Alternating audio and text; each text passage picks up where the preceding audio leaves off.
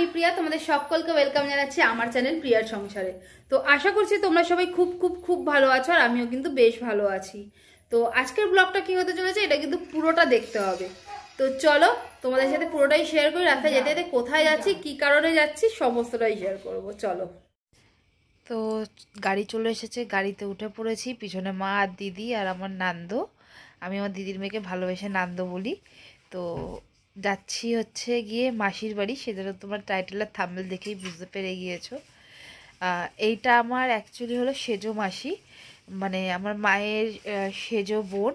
তো তার বাড়িতে যাচ্ছি, নেমন্তন্ন ছিল। অ্যাকচুয়ালি নান্দু হওয়ার পরে আমরা যাইনি, নান্দুও ঘুরতে যাইনি মাসির বাড়িতে, তাই নান্দুর নেমন্তন্ন ছিল সেই শুরুতে যাওয়া। বহু বছর পরে ওই রাস্তায় যাওয়া হচ্ছে। আমার মাসির বাড়ি হলো মধ্যমগ্রাম, তো সেইখানেই আমরা যাচ্ছি। দিদির বাড়ি থেকে কাছেই, তো রাস্তায় একটু নেমেছি মিষ্টি নেওয়ার জন্য। তো চলো আগে মিষ্টিটা নিয়ে নিই। এখানে খুব সুন্দর সুন্দর খুব ভালো মিষ্টি পাওয়া যায়, তো এখান থেকেই মিষ্টি নিয়ে নেবো। আর আমি এখান থেকে পাশে একটা দোকান থেকে কিছু লেস কুরকুরে নিয়ে নিয়েছি, ওখানে অনেকগুলো বাচ্চা আছে বলে। তো চলো যাওয়া যাক। আর আমার মাসির বাড়িটা না বেশ গ্রাম্য পরিবেশ, তো বেশ ভালো লাগে, মানে সুন্দর, মানে প্রাকৃতিক দৃশ্যটা খুব সুন্দর এখানকার। তো সেটাই আমাদের খুব খুব ভালো লাগে। তো চলো, যেতে যেতে সমস্ত কথা তো হয়ে গেল, পৌঁছে এবারে কথা বলি চলো। এবারে জানো তো আরেকটা জিনিস কি বলো তো, বললাম পৌঁছে কথা বলি, কিন্তু তারপরে আমার মনে পড়লো যে আরেকটা জিনিস তোমাদেরকে দেখাই। এখানে এটা হলো ইট ভাটা, জানো এখানে ইট তৈরি হয়। আগে আগে এখানে আমরা আসতাম ইট তৈরি দেখতে। এই যে দেখো আমার দিদি দাঁড়িয়ে রয়েছে বাড়ির কাছে, এই যে আমার মাসির বাড়িতে পৌঁছে গেছি।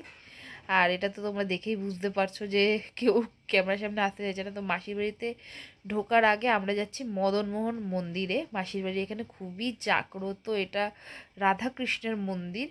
তো সেইখান থেকেই যাচ্ছি। আগেই রাস্তাটা না পাকা ছিল না, কাঁচা রাস্তা ছিল, এখন এটা পাকা হয়ে গেছে। তাই দিদি আমাদেরকে নিয়ে যাচ্ছে। এখানে একটা ছোট মনো কুকুর একখানা রয়েছে, আর এখানে বাচ্চাদের স্কুল রয়েছে।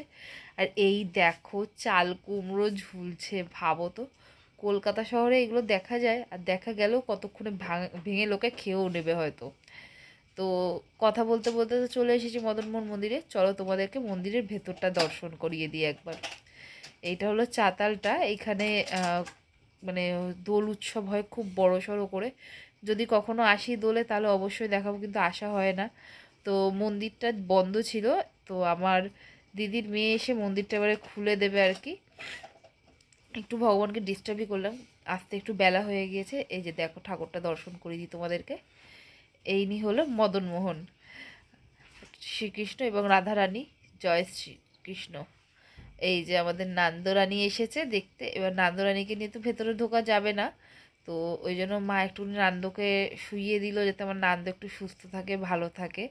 তোমরাও আমার নান্দর সুস্থতা কামনা করো, এটুকুনিই বলার।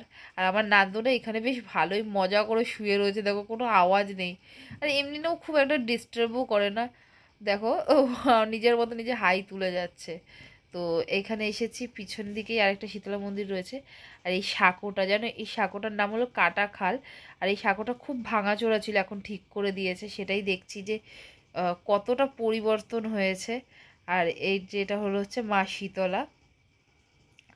তো সব দেখা কমপ্লিট, এবার মাসির বাড়িতে চলো যাওয়া যাক। দেখো মাসির বাড়িতে ঢুকতে একটা পেঁপে গাছ, ওইদিকে আরও কাঁঠাল গাছ রয়েছে, কিন্তু আমি ক্লিপস দিতে পারিনি। তো চলো যাওয়া যাক, আগে মাসির বাড়িতে ঢুকি, ঢুকে নিয়ে গিয়ে তারপরে কথা হবে। এখানে এখন আমরা পা হাত পা ধুয়েই ঘরে ঢুকবো। আর মানে পুরো জল ঠল দিয়ে ইসে করছে। আর এসেই আগে আমরা জামা কাপড় ছেড়ে খেতে বসে পড়েছি। সকালের জল খাবারে ভাত ছিল, আলু সিদ্ধ ছিল, আরও কী কী ছিল আমি ভুলেও গেছি। তো এখানে এটা হলো আমার দিদি, ওইটা হলো দিদির ছেলেটা, এটা হলো আমার বড় মানে মাসির বড় মেয়ের মেয়ে। এটা হলো আমার মাসি আলপুনি, মানে আলপনা ওনার নাম, আমরা আলপুনি বলি। তো চলো মাসির বাড়ির ছাদটা তোমাদেরকে দেখাই। নতুনই করেছে মাসি এই জায়গাটা। তো এইটা হলো মাসির বাড়ির ছাদ। এখানেও একটা রান্নার প্যাসেজ মাসি বার করছে, সুন্দর বেশ, মানে বেশ খোলামেলা। আমার তো খুবই ভালো লেগেছে, আমার বলে নয় আমার মায়েরও ভালো লেগেছে। এখানে আমার দাদা শুয়ে রয়েছে, আমার দাদা বলছে কী করছিস, আমি বললাম কেন ভিডিও করছি, তুই চ্যানেলটা সাবস্ক্রাইব করিস নি, বলে আমার একটু সাবস্ক্রাইবও করে দাও। তো তোমরা বন্ধুরা যারা এখন অব্দি আমার চ্যানেলটা সাবস্ক্রাইব করোনি ঝটপট সাবস্ক্রাইব করে নাও।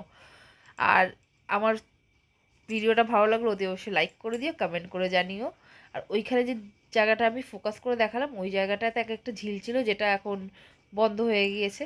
আর এখন এখানে সবাই নান্দুকে নিয়ে খুব ব্যস্ত, খুব মানে ওরাও আনন্দ পেয়েছে আমরাও আনন্দ পেয়েছি এত বছর পরে গিয়ে।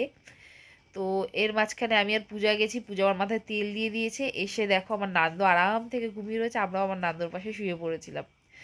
তো এরা তো সবাই খেয়ে দিয়ে শুয়েছে, এবার আমরা যাচ্ছি খেতে।